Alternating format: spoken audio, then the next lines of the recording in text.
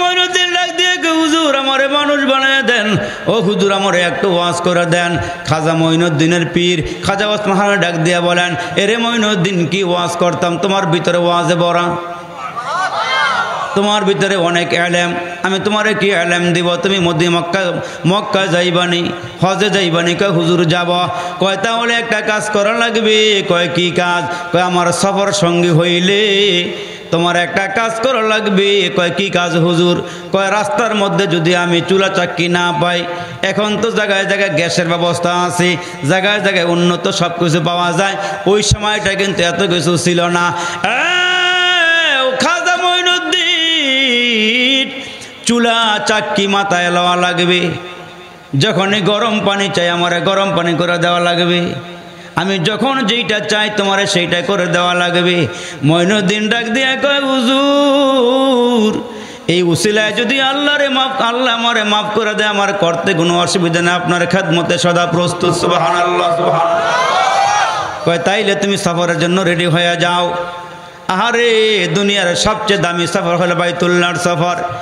যেই বাইতুল্লাহর দিকে তাকাইলে পরে, আল্লাহর ঘরের দিকে তাকাইলে, আল্লাহর রসুল ডাক দিয়ে কেন তাকাইলে আল্লাহ 20টা রহমত দান করেন।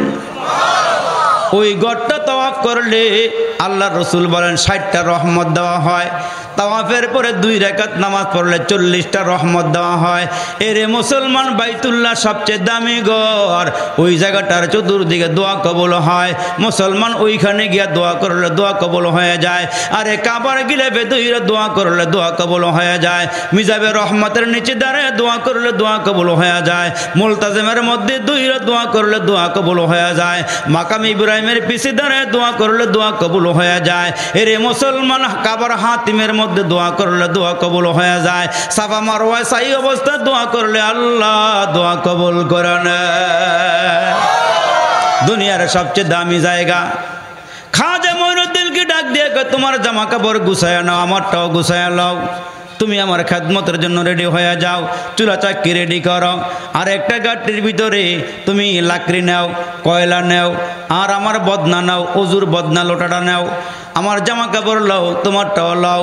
হুজুর তারে পরীক্ষা করতেছে, পরীক্ষা করতে করতে করতে করতে রওনা হয়ে যাও, চলো আমার সঙ্গে। এইবার খাজা মঈনুদ্দিন জামা কাপড়ের গাঁটটি বগল তোলায় লইলেন, আর চুলাটা মাথায় নিয়ে হুজুরের পিছনে পিছনে রওনা দিলেন। সুবহানাল্লাহ। তারা এমনি এত দামি হয় নাই, তারা এমনি আল্লাহর প্রিয় হয় নাই। এরে মুসলমান, এরে আল্লাহর বান্দারা, খারাপ লাগতেছে আপনাদের? অসুবিধা হইতেছে? তাহলে মুসলমান বাইরা রে আমার, এই তুমি কি করবা? পরে পরে পরে এরে আমার মুসলমান বাবাজির একটু কান লাগায় কথাগুলো শোনেন, দেন মগ্ন আমার দিকে তাকান, কথাগুলো একটু মনোযোগ দিয়ে শোনেন। তারা এত দামি কেন হইলাম, আল্লাহর এত পেয়ারা কেন হইছে? রে মুসলমান, খাজা মঈনুদ্দিন চিশতি রহমাতুল্লাহ আলাইহি রওনা দিয়েছেন, হুজুরের পিছনে পিছনে রওনা। মাথার মধ্যে চুলা, গরম চুলা, গরম চুলা। হুজুর আল্লাহর বান্দাটারে পরীক্ষা করতেছে। গরম চুলা চাকি লইয়া রওনা হয়ে গেছে। রাস্তার মধ্যে কোনো বিশ্রাম নাই, চলছে তো চলছে। একদিক দিয়ে মুসলমান জামা কাপড়ের গাঁটটি, কয়লার গাঁটটি, বদনা লইয়া, মাথার মধ্যে চুলা লইয়া রওনা দিছে।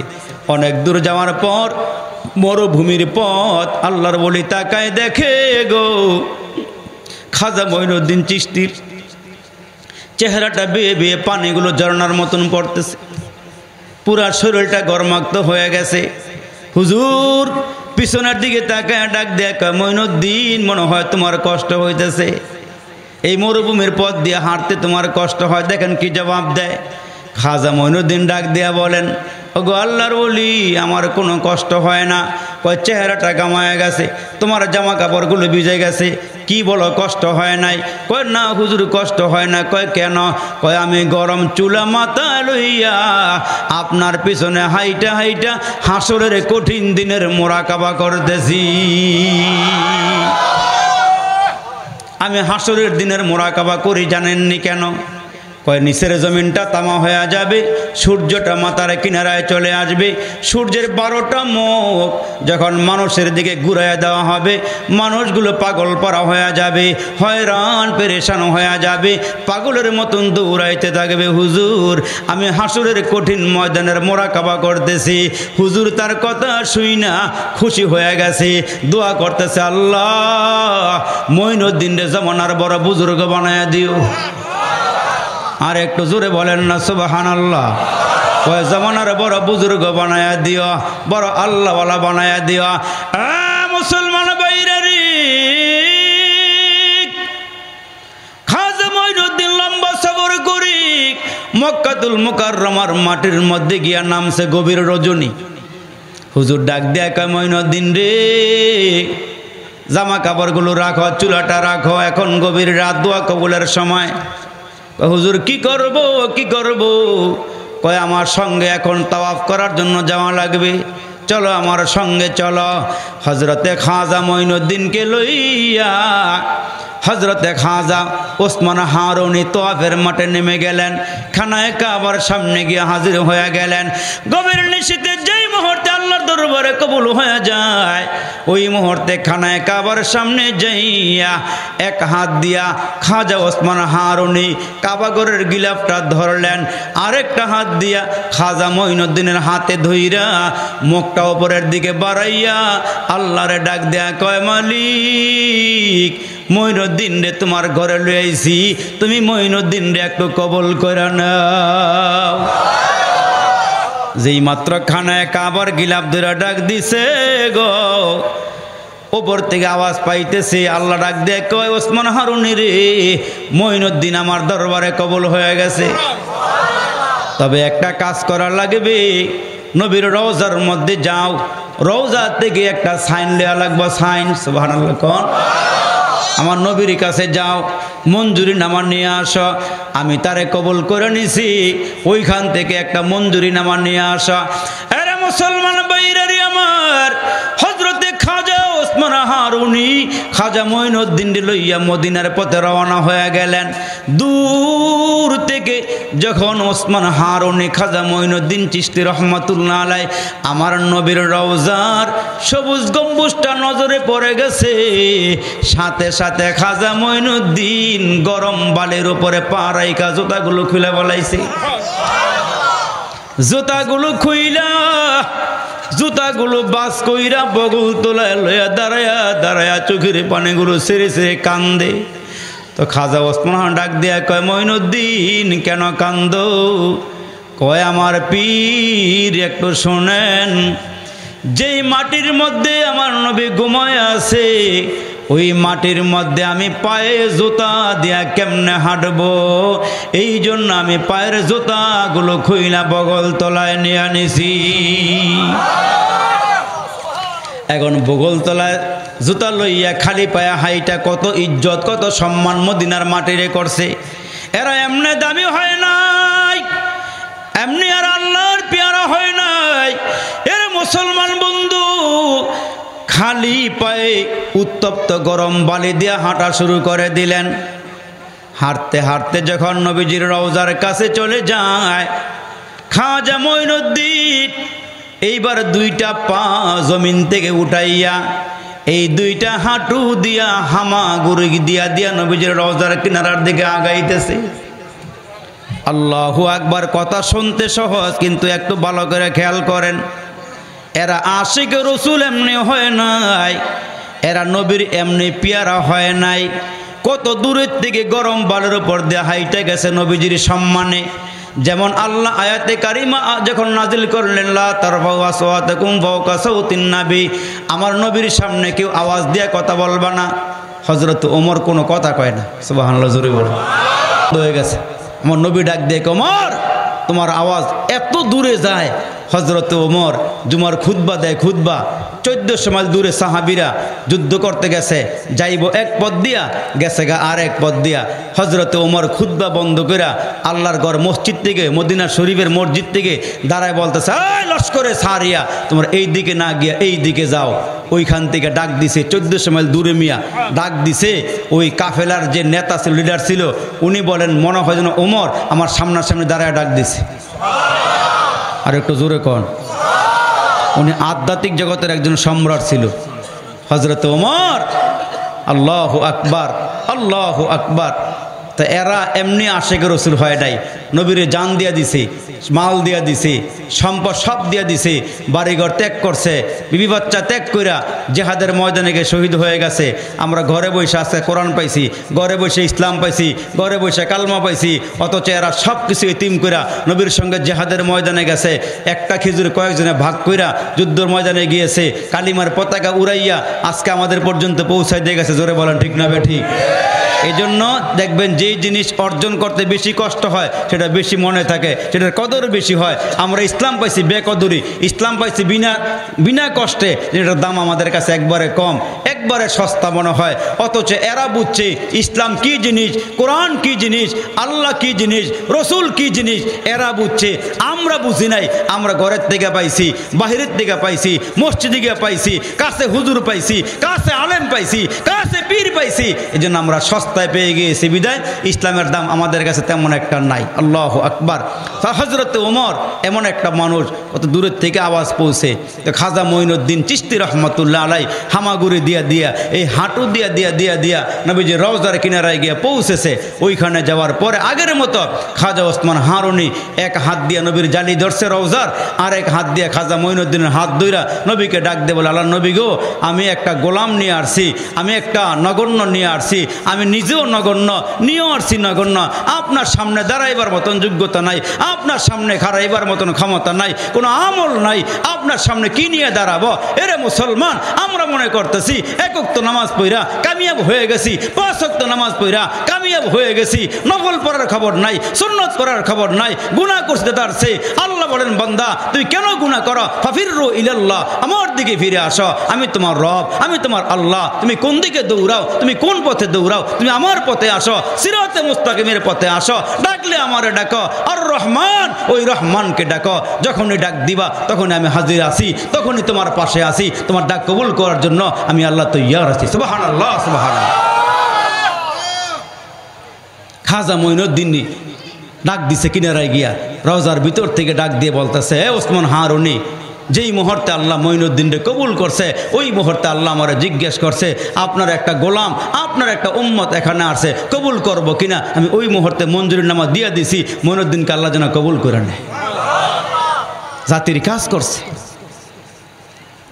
এখন পীর বলতেছে, মঈনুদ্দিন, আল্লাহর পক্ষ থেকে তুমি কবুল হয়ে গিয়েছ, এখন তোমার দায়িত্ব, তোমার কাজ করতে হবে। কয় কি কাজ? কয় এখানে থাকা যাবে না, তুমি হিন্দুস্তানে চলে যাও, ওইখানে গিয়ে কালিমার দাওয়াত দাও, মানুষের ঘরে ঘরে গিয়ে পৌঁছো, মানুষের কাছে কাছে যাও, তোমারে মানুষ ধিক্কার দিবে, তোমারে গালমন্দ করবে, কেউ মানবে কেউ মানবে না, তোমাকে এই কাজ চালায় যেতে হবে। ওই খাজা মঈনুদ্দিন বলেন, কাজ করতে করতে করতে করতে আল্লাহর রহমতে আমি এই কালিমার দাওয়াত দিতে গিয়া 90 লক্ষ হিন্দুরে কালমা পড়ায় মুসলমান বানাইছি। সুবহানাল্লাহ, সুবহানাল্লাহ। এরা কত মেহনত করছে, এরা কত কাজ করছে, নিজে খাইয়া না খাইয়া কাজ করছে। যেমন আল্লাহু আকবার, এশারের নামাজ এই খাজা মঈনুদ্দিন খাজা ওসমান হারুনের পিছু গিয়ে পড়ছে। তো হজুর নামাজ শেষ কইরা অজদে হালাত, বুজুর্গ মানুষ তো, বলতেছে মুসল্লি কয়জন? কয় মুসল্লি 18 জন। কয়জন মুসল্লি নামাজ পড়ছে? 18 জন। তো হুজুর বলতেছে, আমার একটা কথা মনে হয়েছে। কয় হুজুর বলেন কি কথা? আমি বলে দিলাম, এখন এশার নামাজ তোমরা পড়ছ, এই ফজরের নামাজ সামনে আসতেছে, ঘুমের পরে ফজরের নামাজ আসতেছে, এই ফজর নামাজটা যারা আমার পিছে পড়বে এরা বিনা হিসাবে আল্লাহ পাকের জান্নাতে চলে যাবে। এই আওয়াজ দিয়ে বলতেছে, এইটা যেন কেউ কারো কাছে প্রকাশ না করে, কেউ যেন জানতে না পারে। 18 জন মুসল্লি লিয়া নামাজ পড়াইছে। কয় আজকে এশার নামাজ পড়ছ, ফজরের নামাজ যারা পড়বে এরা বিনা হিসাবে আল্লাহ পাকের জান্নাতে যাবে। কেউ বলতে পারবো না, বললে কিন্তু অবস্থা খারাপ, কেউ বলতে পারবো না।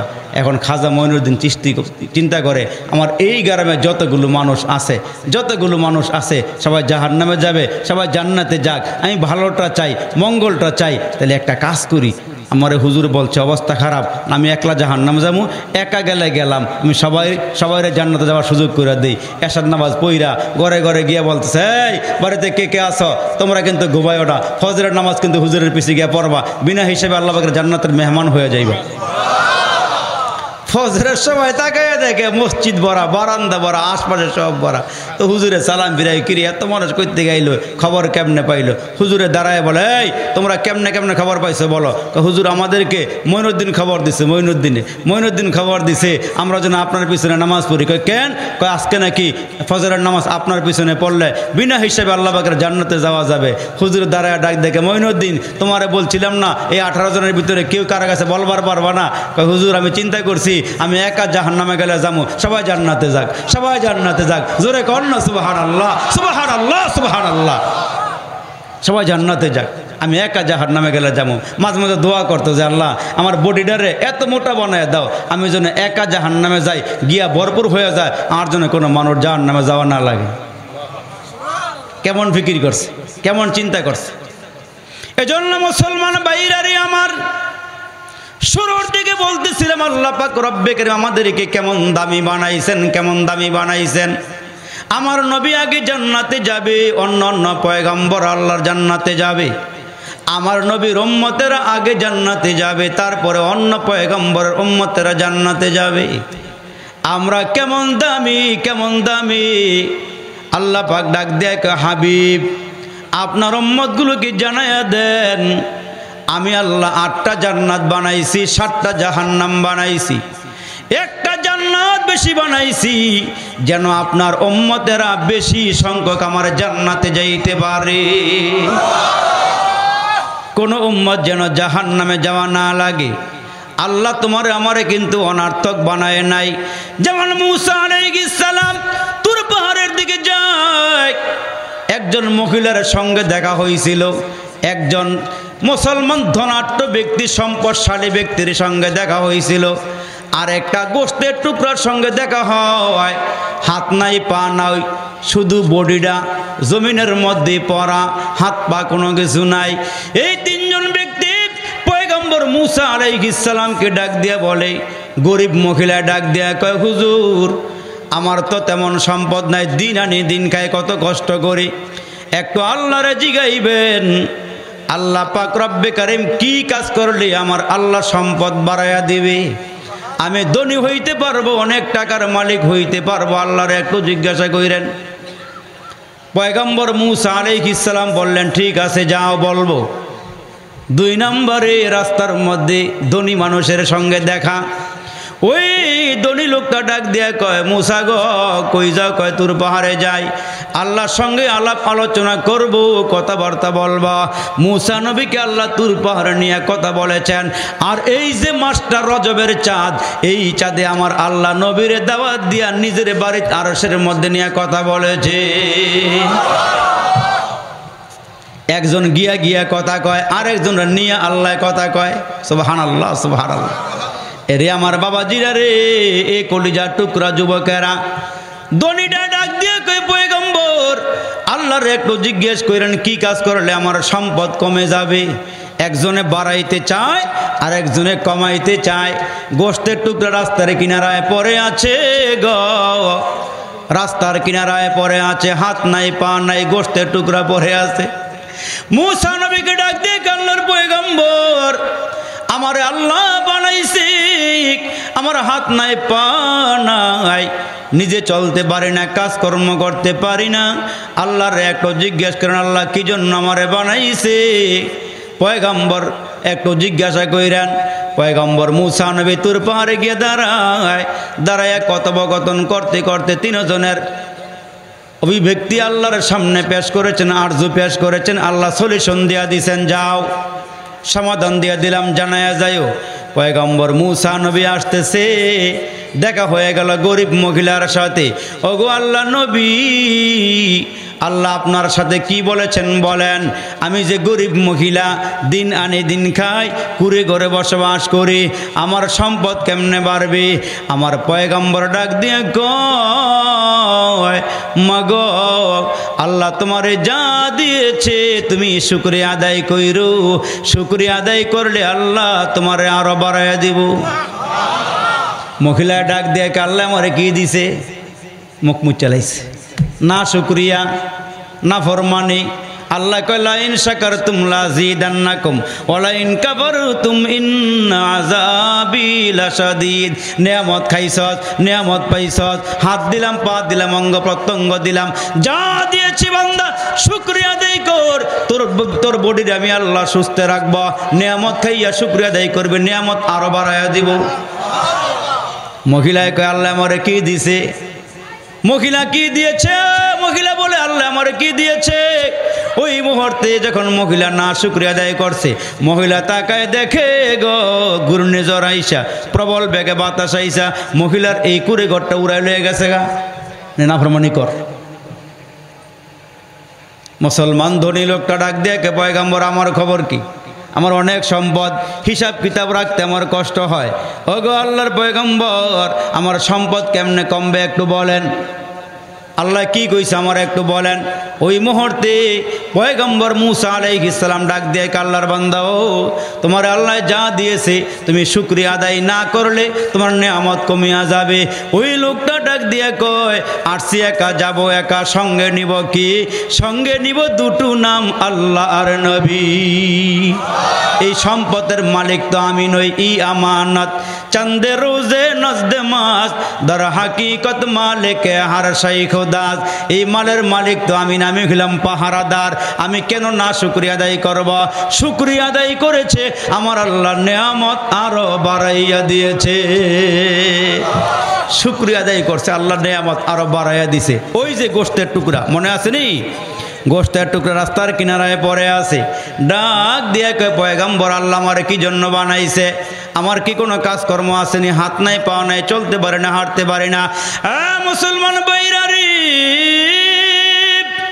পয়গম্বর মুসা আলাইহিস সালাম ডাক দিয়ে আল্লাহর বান্দা তোমারে বলে আল্লাহ বেহুদা বানায় নাই, অনার্থক বানায় নাই। কয় কি জন্য বানাইছে?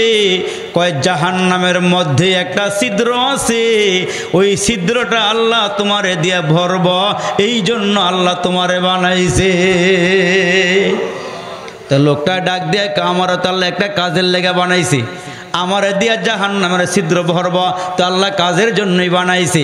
ওই মুহূর্তে বান্দা শুকরিয়া আদায় করছে। শুকরিয়া আদায় করতে দেরি হয়েছে, তাকায়া দেখে আমার আল্লাহ হাতের জায়গায় হাত লাগাইয়া দিছে, পায়ের জায়গায় পা লাগাইয়া দিয়েছে।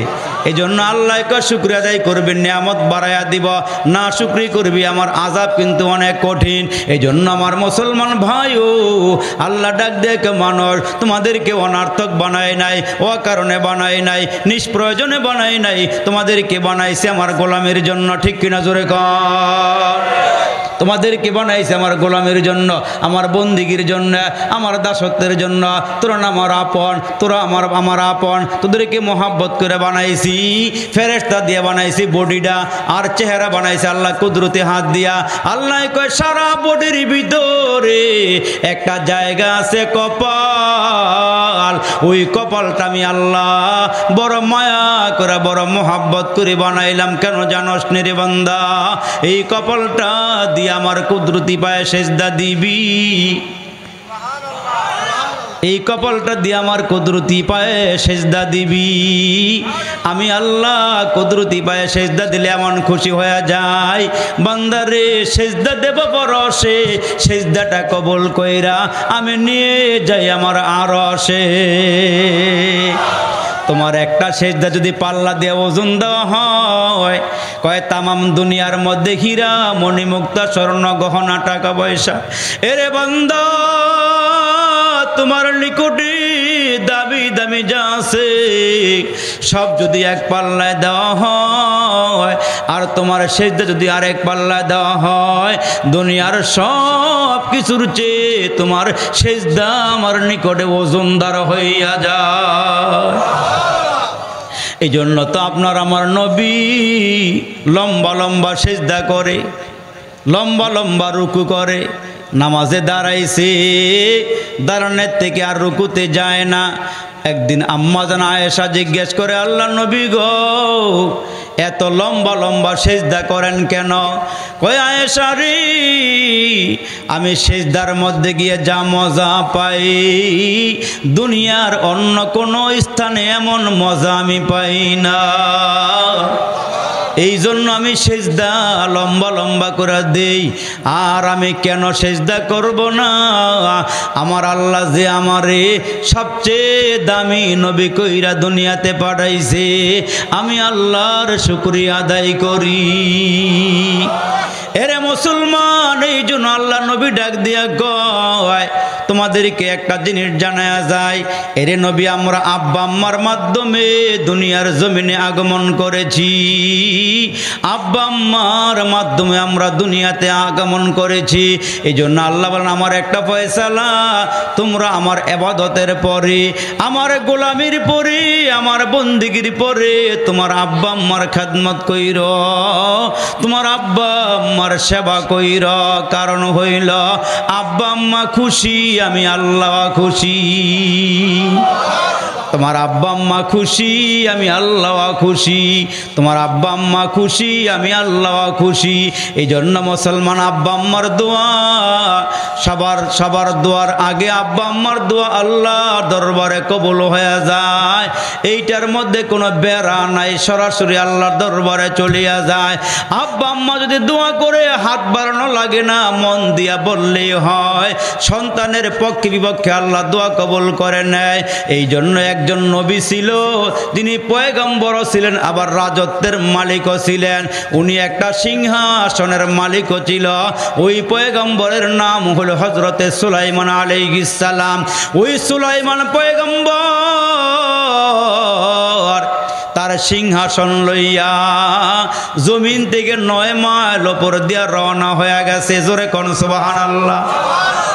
ওই সিংহাসনের মধ্যে জিন এবং মানুষ, মন্ত্রী এমপি লইয়া জমিন থেকে 9 মাইল উপর দিয়া রওনা হয়ে গেলে, এরে মুসলমান, সুলাইমান পয়গম্বরের ওই সিংহাসন যখন চলতে চলতে, এটার মধ্যে কোনো পেট্রোল লাগে নাই, মোবিল লাগে নাই, ড্রাইভার লাগে নাই, তেল লাগে নাই, কোনো এয়ারপোর্ট লাগে নাই। এইটা সকালবেলা যাইতো 1 মাসের পথ, আবার বিকালবেলা যাইতো 1 মাসের পথ। জমিন থেকে 9 মাইল উপর দিয়ে রওনা দিতেন। এইটা যেখানে সেখানে থামাইতে পারতেন, নামাইতে পারতেন, ক্ষেতের আইলের উপরে নামাইতে পারতেন, সাগরের উপরে নামাইতে পারতেন, কোনো বাধা ছিল না। এমন একটা সিংহাসন আল্লাহ সুলাইমান নবীরে দান করেছে। ওই পয়গম্বর সুলাইমান নবী জমিন থেকে 9 মাইল উপর দিয়া যখন রওনা হয়ে গেল, হঠাৎ করে সুলাইমান পয়গম্বরের ওই সিংহাসন চলতে চলতে সাগরের উপর দিয়ে রওনা হয়ে গেল। পয়গম্বর সুলাইমান আলাইহিস সালাম দেখেন সাগরের চতুর্দিকে পানি হইল নীরব। একটা জায়গার মধ্যে ঢেউ আর ঢেউ, নিচের দিকে বগলান দিয়া পানিগুলো উপরের দিকে উঠে, আবার নিচের দিকে যায়, আবার উপর দিকে উঠে, কিন্তু চতুর্দিকে নীরব, কোনো বাতাস নাই, পানির কোনো লড়াচড়া নাই। সুলাইমান পয়গম্বর সিংহাসনটা মুহূর্তের মধ্যে সাগরের কিনারায় নামায়া দিয়া একটা জিনের ডাক দিয়া কয়, জিনে রে, আমি এখানে বসলাম, সিংহাসন নামাইলাম, যেই জায়গাটার থেকে পানি বগলায় উঠে ওই জায়গার মধ্যে ডুব দিবি, নিচে গিয়া দেখ কি হইছে, কেন পানিগুলো এমন করতেছে। সুলাইমান পয়গম্বর সিংহাসনটা সাগরের পারে নামাইয়া দিয়া ওই জায়গার মধ্যে একটা জিন নামাইয়া দিল। জিন ডুবিয়া অনেক নিচে গিয়া কোনো কিছুই পায় না, উইটা চলে আসছে। ডাক দিয়া কয়, সুলাইমান নবী গো, অনেক চেষ্টা করেছি, ভিতর থেকে কোনো কিছুই পাই নাই। ওই জিনডারে সরাইয়া আর একটা মজবুত জিন পাঠাইয়া দিল, ওইটাও পানির মধ্যে ডুব দিয়া একেবারে সাগরের মাঝে গিয়া দেখে বিরাট বড় একটা গম্বুজ দেখা যায়। আর একটু জোরে কর। একেবারে মাটির মধ্যেও না, আবার উপরেও না, সাগরের মাঝামাঝি একটা গম্বুজ দেখা যায়, দেখতে বড় সুন্দর। ওই দৈত্য জিন ওই গম্বুজটা উঠাইয়া ওইখান থেকে সুলাইমান পয়গম্বরের সামনেই না হাজির করে দিছে। পয়গম্বর সুলাইমান আলাইহিস সালাম তাকায়া দেখে ওই গম্বুজের দরওয়াজাও আছে, জানালাও আছে, বড় একটা তালা লাগানো আছে। পয়গম্বর সুলাইমান আলাইহিস সালাম আল্লাহর নাম নিয়ে তালার মধ্যে স্পর্শ করলেন, তালা খুলিয়া গেল। দরওয়াজা খুলিয়া তাকায়া দেখে একজন যুবক ওই গম্বুজের ভিতরে ইবাদত করতেছে। দৈত্য যখন সিংহাসন, দৈত্য যখন গম্বুজটা নিয়ে আসছে, বিশাল বড় গম্বুজ, সুলাইমান পয়গম্বর ওই লোকটারে দেখা ডাক দিয়া কয়ে, যুবক তুমি কি জিন না মানব নাকি ফেরেশতা? ওই যুবক ডাক দিয়া কয়ে, হুজুর আমি মানুষ। এত আস্তে সুবহানাল্লাহ না খাওয়াইলো মু 100 টাকা না গো, তা বড় করছে আমার ভাই কইছে, তাইলে আর একটু জোরে কইেন, আমি আর বেশি না, আর কয়েকটা কথা কম। এরে আমার বাবা জেরা রে, একজন যুবক, সমস্ত মাখলুকাতের মধ্যে মানুষ হলো দামি, সুবহানাল্লাহ জোরে। ভিতরে আসার মাধ্যম হলো আমার আব্বা আম্মার দোয়া। আমার বাবা মার দোয়ার বদৌলতে আমি এইটার ভিতরে আছি। কেমনে কি বলো? আমার আব্বা আম্মার রোগী হইয়া ঘরের ভিতরে পড়া, আমি নিজ হাত দিয়ে আমার আব্বারে আমার মারে গোসল করাইছি, নিজের হাত দিয়ে পায়খানা পেশাবগুলো পরিষ্কার করেছি, নিজের হাতে রান্না করিয়া আব্বা আম্মারে খাওয়াইছি। আর আমি মাঝে মাঝে দেখতাম আমার মা বিছানায় শুয়া শুয়া দোয়া করছে, আল্লাহ সন্তানের প্রতিদান বদলা কেমনে দিব রে আল্লাহ। আমরা দুনিয়ার থেকে বিদায় হয়ে গেলে এই ছেলেকে আল্লাহ জমিনেও না সাগরের নিচেও না এমন একটা জায়গায় রইখ যেইখানে আমার সন্তানের আরাম হয়। জমিনেও না সাগরের একেবারে নিচেও না এমন একটা জায়গাতে রাইখো যেই জায়গার মধ্যে আমার সন্তানের আরাম হয়, শান্তি হয়। ও হুজুর, আমার আব্বা আম্মা দুনিয়ার থেকে বিদায় হয়ে গেছে, আমি একদিন মনের দুঃখে সাগরের পারে গিয়ে আমার আব্বা আম্মার জন্য কাদিয়ার আল্লাহর নিকটে দোয়া করি। এমন সময় তাকায় দেখি গো এই গম্বুজটা সাগরের মাঝখান দিয়া ভাইসা ভাইসা আমার পর্যন্ত এসে হাজির হয়ে গেছে। ও হুজুর, আমি গম্বুজটা দেখা দেখলাম বাহিরে বড় সুন্দর, ভিতরে দেখার জন্য দেখলাম দরওয়াজা খোলা। ভিতরে ঢুকলাম, ঢুকার সঙ্গে সঙ্গে অটোমেটিকলি দরওয়াজা লাইগা গেছে। হুজুর, এই গম্বুজটা আমার নিয়ে সাগরের মাঝখানে চলে গেছে। ও গো হুজুর, আমি এইটার ভিতরে আজকে 2000 বছর ধরে বসবাস করি। হুজুর ডাক দিয়া কই, রে যুবক তুমি খাও কোথায় থেকে, রাত্র দিন কেমনে বুঝো? কয় হুজুর, এইটার ভিতরে যে আমি আছি, রাত্র হইলে গম্বুজের ভিতরটা অন্ধকার হয়ে যায়, আর দিন হইলে ভিতরটা আলোকিত হয়ে যায়। কয় তুমি খানা খাও কোথায় থেকে? কয় হুজুর, মখমল কাপড়ে পেঁচাইয়া দৈনন্দিন আমার কাছে সকাল বিকাল একটা পেয়ালা আসে, ওই পেয়ালার মধ্যে এমন কিছু খাবার আমি পাই যে খাবারের ভিতরে দুনিয়ার হালাল খাবারের মজা কে জানে ঢুকিয়ে দেয়। একটু খাবারের মধ্যে দুনিয়ার সব খাবারের মজা আমারে ঢুকাইয়া দিছে।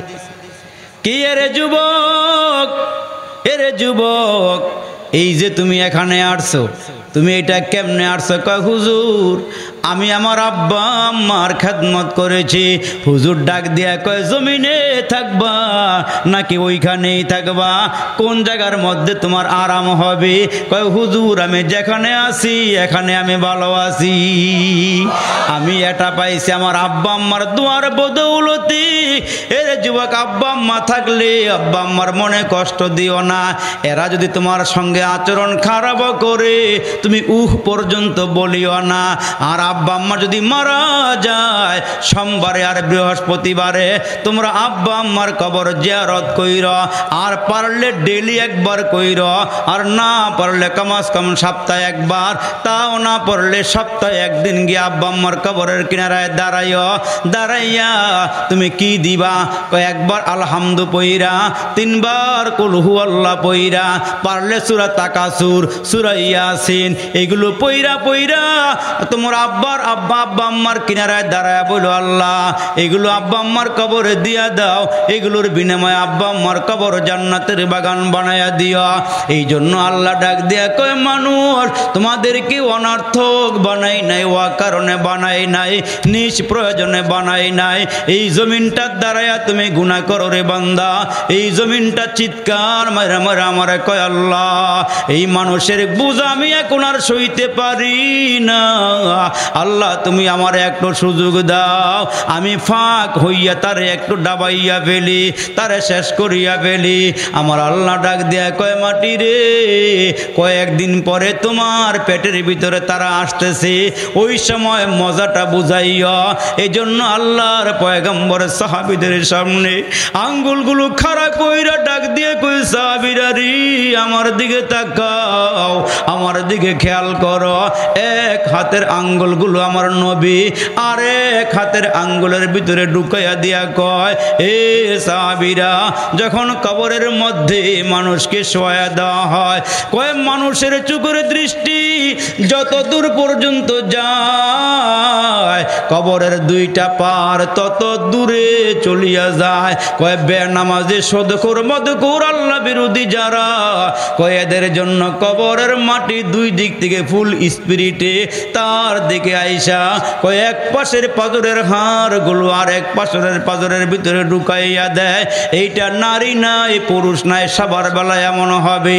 এই জন্য আল্লাহ রসুল ডাক দিয়া দিয়া বলেন, মাঝে মাঝে কবরস্থানে যাইও, দিলটারে নরম করে দিও, কবরের কিনারায় গিয়া মাঝে মাঝে একটু চোখের পানি ফালাইও। হযরত ওসমান গনি কবর দেইখা কাঁদতে কাঁদতে চোখের পানি দিয়া বুক বাসাইছে, দাড়িগুলো ভিজাইয়া বালাইছে। সাহাবীরা ডাক দেখ, ওসমান তুমি কবর দেখে এত কান্দ কেন? ওই হযরত ওসমান ডাক দিয়া কয়, আল্লাহর রসুল বলেছেন পরকালের প্রথম ঘাটির নাম হলো কবর। এই কবরের মধ্যে যারা নাজাত পেয়ে যাবে তার জন্য সামনের ঘাটিগুলো সহজ হয়ে যাবে। এই জন্য 1 নম্বর ঘাটি হলো মরণের ঘাটি, 2 নম্বরে কবরের ঘাটি, 3 নম্বরে পুলসিরাতের ঘাটি, 4 নম্বরে মুসলমান মিজানের পাল্লার ঘাটি। এই ঘাটিগুলো যার সুন্দর হবে ওই লোকগুলো পুলসিরাত পার হইয়া আল্লাহর জান্নাতে চলে যাবে। এই জন্য তো পয়গম্বর মুসা নবীর কাছে যখন আল্লাহ আজরাইল পাঠাইছে, আজরাইল আইসা ডাক দেয়া কয়, পয়গম্বর গো আপনার রুহুটা বের করতে চাই। কি বার করতে চায়? রুহুটা বের করতে চায় পয়গম্বর মুসা আলাইহিস সালামের। পয়গম্বর মুসা আলাইহিস সালাম মনে করছেন বিরোধী পার্টির লোক মনে হয় আসছে আমার কাছে, এমন এক থাপ্পড় লাগাইয়া দিছে চুপ পর্যন্ত উঠে গেছিল। এটা কিন্তু হাদিসেরই কথা। আজরাইল গিয়া বলছে, আল্লাহ মুসা নবী আমার চোখ উঠাইয়া ফলাইছে। তো আল্লাহ ডাক দেয়, পয়গম্বর তোমার চোখ উঠাই ফলাইছে? কেন? কি করছিলা? আল্লাহ এই হয়েছিল। আবার যাও তার সামনে গিয়া বলো, একটা গাভীর উপরে হাত রাখলে পরে ওই হাতের নিচে যতগুলো চুল পড়বে, পশম পড়বে, মুসা নবীর জানায় দিও, তার হায়াত এত লম্বা করে দেওয়া হবে। মুসা নবীর কাছে আবার আজরাইল আসছে, আইসা এই প্রস্তাব দিলে বলে কি এর পরে কি আমার রুহু বাহির করা হবে? হ্যাঁ রুহু বাহির করা হবে। তখন পয়গম্বর মুসা আলাইহিস সালাম বলেন, তাইলে আমার এখনই নিয়ে যাও। কিছু দুনিয়ার মানুষ এমন অতিবাহিত হয়েছে যারা আমল সুন্দর করছে, এরা সর্বক্ষণ রেডি থাকে, কখন মালাকুল মউত আসবে, কখন নিয়ে যাবে, কখন মালাকুল মউত আসবে, কখন নিয়ে যাবে, কখন নিয়ে যাবে, তারা প্রস্তুত হয়ে থাকে। এজন্য যে কোনো মুহূর্তে আল্লাহ যেন আমার নিতে পারে। আমি কবরের বাসিন্দা, মিনহা খলাকনাকুম ওয়া ফিহা নুঈদুকুম ওয়া মিনহা নুখরিজুকুম তারাতান উখরা। মাটি হতে জন্ম নিলাম, মাটিতে মরণ, মাটি হতে উঠতে হবে। রাখিও স্মরণ, আমানতু বিল্লাহি ওয়া মালাইকাতিহি ওয়া কুতুবিহি ওয়া রুসুলিহি ওয়াল ইয়াউমিল আখিরি ওয়াল কদরি খাইরিহি ওয়া শাররিহি মিনাল্লাহি তাআলা ওয়াল বাসি বাদাল মাউত, মিনাল্লাহি তাআলা ওয়াল বাসি বাদাল মাউত। আমাদেরকে মরণের পরে আবার উঠতে হবে, আল্লাহর সামনে দাঁড়াইতে হবে। এজন্য আল্লাহ রসুল বলেন, এ আমার উম্মতেরা শোনো, দুনিয়ার হায়াতের শেষ আছে, পরকালের হায়াতের কোনো শেষ নাই। সাগরের মাঝখানে আঙ্গুল ঢুকাইয়া দিলে ওই আঙ্গুলের মাথার মধ্যে যতটুকুন পানি লাগে এইটা হলো দুনিয়ার হায়াত। সাগরের মধ্যে যত পানি আছে এইটা হলো হাসরের ময়দানের হায়াত, এইটা হলো পরকালের হায়াত, ওইটা হলো আখিরাতের হায়াত। তাফসীরি কারকরা কত সুন্দর করে বলেন, কয় আসমানের নিচে জমিনের উপরে, কয় জমিন থেকে নিয়ে আসমান পর্যন্ত যদি সরিষার দানা দিয়ে ভরপুর করে দেওয়া হয়, কয় জমিন থেকে নিয়ে আসমান পর্যন্ত 500 বছরের দূরত্ব, কয় জমিন থেকে আসমান পর্যন্ত যদি সরিষার দানা দিয়ে ভরপুর করে দেওয়া হয়, আর একটা করে চড়ুই পাখি লাগাইয়া দেওয়া হয়, ছোট্ট একটা পাখি লাগাইয়া দেওয়া হয়, ওই পাখির বুকের মধ্যে একটা দানা লইয়া উড়াল মারা চলিয়া গেল, 1000 বছর পরে আবার আসলো, আবার আইসা একটা দানা লইয়া চলে গেল। কয় এমন করতে করতে এক সময় যেমন সরিষার দানা শেষ হয়ে যাবে, আখিরাতের জীবন আর শেষ হবে না, পরকালের জীবন আর শেষ হবে না। এই জন্য দুনিয়া অল্প দিনের, দুনিয়া বেশি দিনের না। এই জন্য আল্লাহ বলেন, বান্দা তোমরা আমার দিকে ফিরে আসো, ফাফিরু ইলাল্লাহ, আমার দিকে আসো। আমি তোমার রব, আমি তোমার খালিক, আমি তোমার মালিক, আমি তোমার রাজিক, আমি তোমার মালিক। তোমার সৃষ্টি আমি করেছি, একটা ফোঁটার নাপা পানি থেকে আমি তোমার সৃষ্টি করেছি। দুধের কেজিও 70 থেকে 80, 100 টাকায় বিক্রি হয়। মাউসগুলো কি দিয়ে বানাইছে জনগণের সামনে বলা যায়, চেয়ারটা কি দিয়ে বানাইছে জনগণের সামনে বলা যায়, সামিয়ানা কি দিয়ে বানাইছে জনগণের সামনে বলা যায়, অথচ আমারে কি দিয়ে বানাইছে জনগণের সামনে বলা যায় না। মিন নুতফা, নাপাক পানির থেকে, এক ফোঁটা নাপাক পানির থেকে আল্লাহ আপনারা আমার সৃষ্টি করেছেন। ওই মানুষকে আল্লাহ কত ইজ্জত দিয়েছেন, কত সম্মান দিয়েছেন, দুনিয়ার নাজ নিয়ামত আমাদেরকে দিলেন, ভালো বিছানাটা আমারে দিলেন, ভালো খাওয়ানটা আমারে দিলেন। আল্লাহ ডাক দেখে, বান্দা এত কিছু দেওয়ার পরও তুই আমারে কেমনে ভুলা যাস, তুই আমারে কেমনে ভুলা যাস, বান্দা তুই আমার দিকে ফিরিয়ে আয়, তুই আমার দিকে ফিরিয়ে আয়, নাফরমানি করিস না। আমি তুই গুনাহ করার পরও ধরি না, গড়ে গুনাহ করস, বাহিরে যাওয়ার সুযোগ দিয়া দেই, বাহিরে গিয়ে গুনাহ করস, গড়ে যাওয়ার সুযোগ দিয়া দেই, সঙ্গে সঙ্গে আযাব দেই না, তোরা আমি শাস্তি দেই না, তোরা আমি ধরি না, তোরা আমি পাকড়াও করি না। আল্লাহ ডাক দিয়ে বলেন, আমি আল্লাহ ছাড় দেই, আমি আল্লাহ ছেড়ে দেই না, আমি আল্লাহ ছাড় দেই। গুনাহ করবি আরো কর, গুনাহ করবি আরো কর, নাফরমানি করবি আরো কর, বান্দা আমি আল্লাহ ছেড়ে দেই না। ফেরাউনরে ধরছি তো পানি চুবাইয়া মারছি, নমরুদরে ধরছি নাকের ভিতর দিয়ে মশা ঢুকাইয়া মারছি, সাদ্দাতরে ঢুকছি জান্নাতে ঢুকতে দেই নাই। আমি আল্লাহ কারণরে ধরছি, মাটিতে আমি গাইরা শেষ করে দিছি। আমি আল্লাহ বড় বড় পাহলুয়ান ধরছি, উতবারে ধরছি, সাইবারে ধরছি, আবু জাহেলরে ধরছি, আবু লাহাবরে ধরছি, আমি আল্লাহ শেষ করে দিছি। তোমাদেরকে কেন ধরি না? এত গুনাহ করার পরও কেন খানা খাওয়াই, এত গুনাহ করার পরও কেন পোশাকটা পরাই, এত গুনাহ করার পরেও সমাজের মানুষ তোমারে কেন সালাম দেয় জানো? আমার নবী দোয়া করে গেছে, আল্লাহ আমার উম্মত পাপ করার পরেও, অন্যায় করার পরেও আমার উম্মতকে আল্লাহ আযাব দিও না, শাস্তি দিও না, গ্রেফতার করিও না। আল্লাহ আমার উম্মতকে একটু তওবা করার সুযোগ দিও, গুনাহ মাফ করাইবার সুযোগ দিও। এই জন্য আল্লাহ আমাদেরকে ধরে না। রাসূল ডাক দিয়ে বলেন, আনা আখিযুন বিহুজাজিকুম আনিন নার। তোমরা গুনাহ করতে করতে করতে করতে সাগরের কিনারায় চলে গেছো। আমি রাসূল আমার হাতগুলো বাড়ায়া তোমারে ডাক দিয়ে বলছি, বান্দা এই রাস্তায় যাইও না, এই পথে হাইটো না, জাহান্নামের পথ, পরকালে ঘোর আযাবের পথ, এই পথে যাইও না, এই পথে আসো, এই পথে আসো। ইহদিনাস সিরাতাল মুস্তাকিম, সহজ সরল পথে আসো। এই পথে জান্নাত, এই পথে নবীরা, এই পথে সাহাবীরা, এই পথে বুজুর্গরা, এই পথে আলেম ওলামারা, এই পথে ভালো মানুষেরা, এই পথে আসো, ওই পথে যাইও না। শয়তান ডাকে একদিকে, আলেম ওলামা ডাকে আরেক দিকে, আল্লাহ ডাকে একদিকে, মানুষ ডাকে আরেক দিকে, বলতেছে তোমরা আমার দিকে ফিরে আসো। এই জন্য শয়তান যখন জান্নাত থেকে বের হয়ে আসলো, আল্লাহ পাকের কাছে দোয়া করলো, আল্লাহ আমার হায়াতরা আল্লাহ বাড়াইয়া দাও। কতক্ষণ বাড়াইতে চাও? কই আল্লাহ আমি দেখবো তোমার বান্দারা, তোমার বান্দিরা কেমনে জান্নাতে যায়। আল্লাহ আমার হায়াতরা বড় করে দাও, লম্বা করে দাও, এদেরকে ধোঁকা দিব, এদেরকে ধোঁকা দিয়ে জাহান্নামে নিব। আল্লাহ ডাক দিয়ে কতক্ষণ হায়াত চাস? কই আল্লাহ কিয়ামত পর্যন্ত আমার হায়াত দাও। যা তোর হায়াত দিয়ে দিলাম, আর কি চাস বল? কই আল্লাহ ইন্না শায়তানা ইয়াজরি আনিন নাসি মাজরাদ দাম। আল্লাহ মানুষের রোগে রোগে ঢুকতে চায়, রোগে রোগে যাইতে চায়। আল্লাহ কয় যা, এটা সুযোগ দিয়ে দিলাম, আর কি চাস বল? কই আল্লাহ ডান দিক থেকে ধোঁকা দিমু, বাম দিক থেকে ধোঁকা দিমু, সামনের দিক থেকে ধোঁকা দিমু, পিছন দিক থেকে ধোঁকা দিয়া জাহান্নামে ফালামু। আমি জাহান্নামে যামু, এরা জান্নাতে যাইতে আমি দিব না। আল্লাহ ডাক দেখে আর কি করবি? কই ডান দিক বাম দিক সামনে পিছনে ধোঁকা দিয়া জাহান্নামে ফালামু। আল্লাহ ডাক দেখে শুনিয়া রাখ, এরা যদি গুনাহ করে ফালায়, আমি আল্লাহ ঘোষণা দিয়েছি, আমি 100 রহমত সৃষ্টি করে 99টা রহমত আমার কাছে রেখে দিয়েছি। একটা রহমত তামাম দুনিয়ার মাখলুকের কাছে বন্টন করে দিছি। আমার রহমতের দিকে ফিরে আসবে বান্দা যখন জমিনে বৈশা 2 রাকাত নামাজ পড়ে হাতের উপরের দিকে বাড়ায়া দিবে। ওইখানে তোর দখলদারি নাই, ওইখানে তোর ক্ষমতা নাই। বান্দা যখন হাত বাড়ায় বলবে, আল্লাহ আমি গুনাহ করে বাড়াইছি, আমি আর গুনাহ করব না, উপরের থেকে রহমত দেয়া আমি তার সমস্ত গুনাহ খাতা মাফ করে দেব।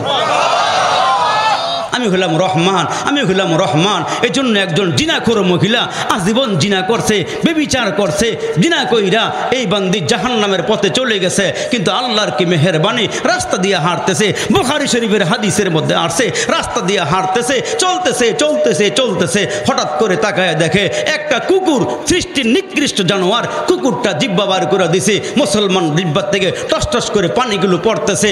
ওইটা মুসলমান পানির জন্য হাহাকার শুরু করে দিছে।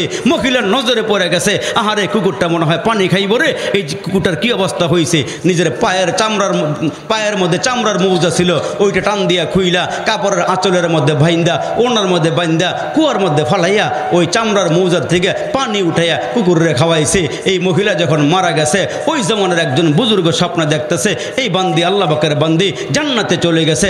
জিজ্ঞেস করে, তুমি না জিনা করেছিলা, তুমি ব্যভিচার করেছ? আমার আল্লাহ পাক একটা উসিলায়, একটা কারণে আল্লাহ আমারে মাফ করে জান্নাতের ফয়সালা করে দিছে।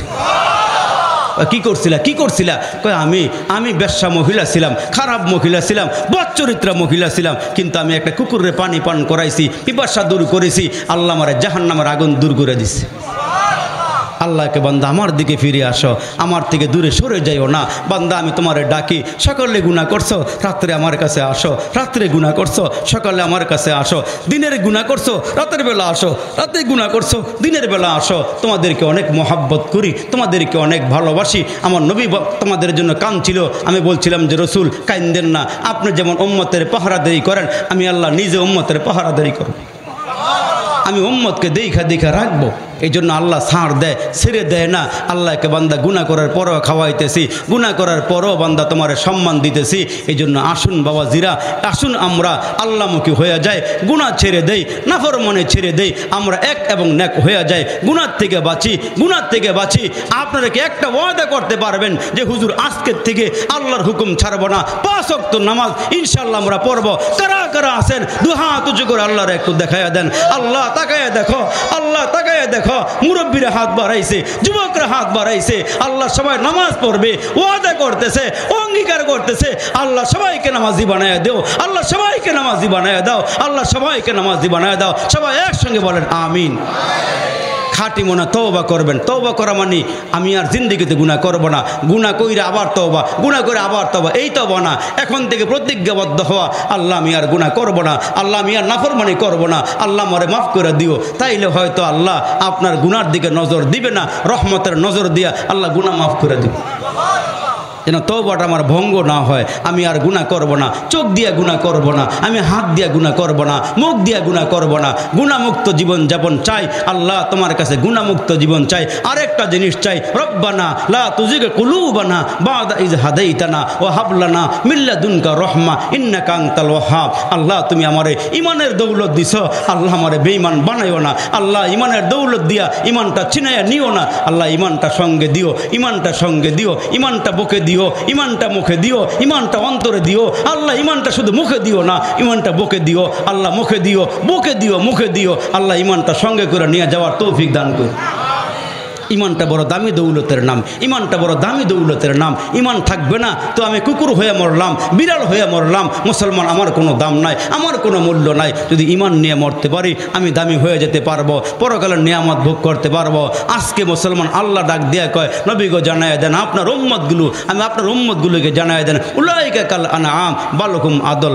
আমরা যেন হাইওয়ান জানোয়ারের চেয়ে নিকৃষ্ট না হয়ে যায়, আমরা যেন হাইওয়ান জানোয়ারের চেয়ে নিকৃষ্ট না হয়ে যায়, আমরা যেন এক হয়ে যায়, আমরা যেন নেক হয়ে যায়, আমরা যেন গুনাহমুক্ত জীবনযাপন করতে পারি। একটু আওয়াজ করে জিকির করেন লা ইলাহা